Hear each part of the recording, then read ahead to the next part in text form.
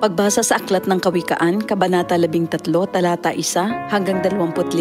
Ang anak na may unaway nakikinig sa kanyang ama, ngunit walang halaga sa palalo ang paalala sa kanya. Natatamo ng mabuti ang bunga ng kanyang kabaitan, ngunit ang ninanasan ng masama ay puro karahasan. Ang maingat magsalita ay nag-iingat sa kanyang buhay, ngunit ang taong madaldal ay nasasadlak sa kapahamakan. Ang tamad ay nangangarap ngunit hindi natutupad, ang hangarin ng masikap ay laging nagaganap. Ang taong matuwid ay namumuhay sa kasinungalingan, ngunit ang salita ng masama ay nakakahiyang pakinggan. Ang mabuti iniingatan ng kanyang katuwiran, ngunit ang masamay ipinapahamak ng likong pamumuhay. May taong nagkukunwang mayaman subalit wala naman, ngunit ang iba'y nag-aayos mahirap bagaman sila ay mayaman. Ang yaman ng isang tao ay pantubo sa kanyang buhay, ngunit sa isang mahirap, ito ay hindi nakababahala. Ang matuwid ay tulad ng maningning na ilaw, ngunit ang masama ay lamparang namamatay. Ang kapalaluan ay nagbubunga ng kaguluhan, ngunit ang pakikinig sa payo ay nagbabadya ng karunungan. Ang kayamanang tinamo sa daya ay madaling nawawala, ngunit ang kayamanang pinaghirapan ay pinagpapala. Ang matagal na paghihintay ay nagpapahina ng kalooban, ngunit ang pangarap na natupad ay may dulot na kasiyahan. Ang nagwawalang bahala sa payo ay hahantong sa sariling kapahamakan, ngunit ang nagpapahalaga sa utos ay gagantimpalaan. Ang mga turo ng matalino ay bukal ng buhay. Ito ay maglalayo sa bitag ng kamatayan. Ang katalinuhan ay umaani ng paggalang, ngunit ang kataksilan ay naghahatid sa kapahamakan.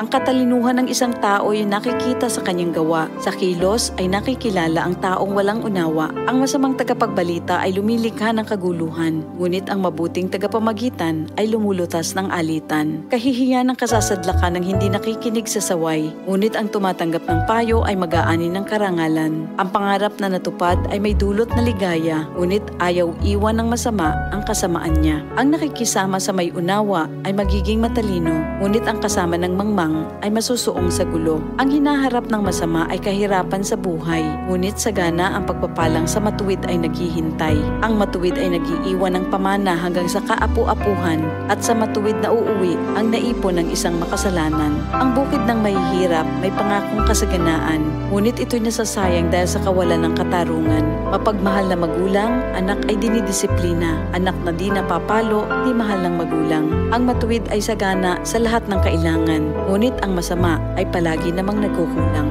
Ito ang salita ng Diyos.